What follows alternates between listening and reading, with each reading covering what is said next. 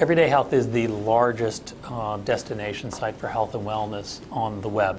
Significantly larger than WebMD, talks to about 38 million people, 38 million uniques. It has a combination of sites. It has What to Expect When You're Expecting, everydayhealth.com, MedPage Today, a whole bunch of owned and operated sites. Of late, what we've decided to do is extend that digital footprint by including a great deal of video content. That only started in January. We've seen dramatic increases in the amount of video that is being both published and consumed, primarily on everydayhealth.com, which is the first site that we've really started rolling video out on. But I think we're doing about 3,000% more now than we were doing just in January, and that's really just a beginning point. The expectation is that that will become a significant destination site for video. We will do some syndication, but at the moment we're primarily trying to have people consume, engage with our video as part of the broader content offerings we have on our current series of websites. Additionally, we have a program now on ABC television, a half-an-hour show called Everyday Health TV.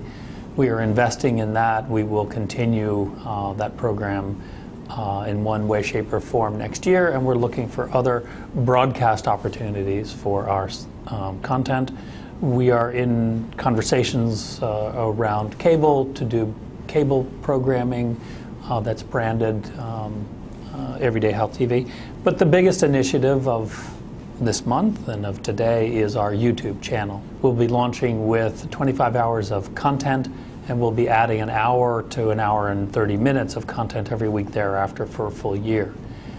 We were one of the channels that YouTube decided to do business with a couple months ago, and in league with a company called Trium Entertainment, we've been creating original health, wellness video for the last couple months. One of the differentiation points, and this doesn't fully differentiate us, is that we will emphasize professional branded content.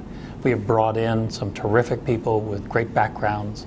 Joanna Breen comes from ABC News, from her own company. Mark Coops, who runs a company called Trium Entertainment, was the originator of The Biggest Loser. We are spending a great deal of time, energy, and money to make sure that the content we're producing is high quality, highly reliable, and also spans the gamut. So we have everything from very specific condition-oriented, doctor-delivered video about diabetes too. We have hundreds of clips like that, all the way to the other end of the spectrum where it's informative, engaging, health and wellness content, but it certainly lives in a more entertaining side of that spectrum. We envision a place that we'd like to live in where we're covering almost like a traditional network, everything from entertaining, but it still has to have informational content and a takeaway, to really very hard news. We have hired a bunch of people from news operations, from network news operations, cable news operations, on camera and off camera. We just finished building a studio, which is the first studio of a couple that we're planning on building so that we can be in the daily 24/7 video execution area of the world. It's a very ambitious operation, one which will only end when we feel that we can deliver the finest health and wellness news and information out there. We focus on quality, professional, and endemic content, because we can deliver to our advertisers very specifically what it is that they're interested in. Whether you're an advertiser looking to talk to people with diabetes or an advertiser who's looking to talk to people who are looking to lose weight, we can provide them with a level of service and focus on a consumer that they can't get in a very general news environment. So by providing health and wellness information and being able to bucket that in a way that advertisers are comfortable with, because it's professional and it's objective and it's quality, it seems to suit their needs. You need to develop your content for the platform. The experience of our users on everydayhealth.com is going to be different than the experience of our users on MedPage Today, and it's going to be different for our users on whattoexpect.com. There are different expectations both for text and for gaming and for video on each of those three platforms.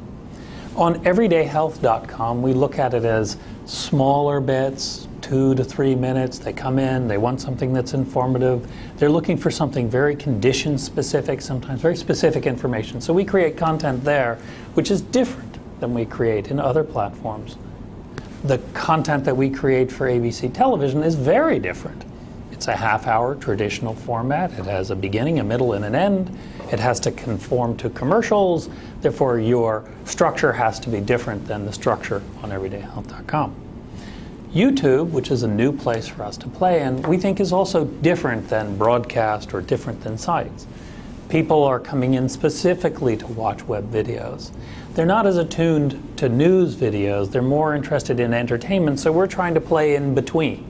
We want to give them 8 to 12 minute pieces, which have a beginning and a middle and an end. They're more like little shows. And so we're producing specifically for that environment. Now I'm also producing other kinds of content for YouTube to experiment with it and see what users do with it. Users ultimately are who we're talking to. They'll decide whether we're platform agnostic or not. They'll decide the content and the content mix.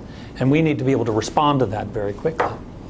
So the environment very much determines the kind of content, the structure of the content, the nature of it, really from beginning to end, and then ultimately the users will vote with their eyeballs and their fingers, and then they'll let us know what they want, and then we'll make more of the stuff that works and less of the stuff that doesn't work.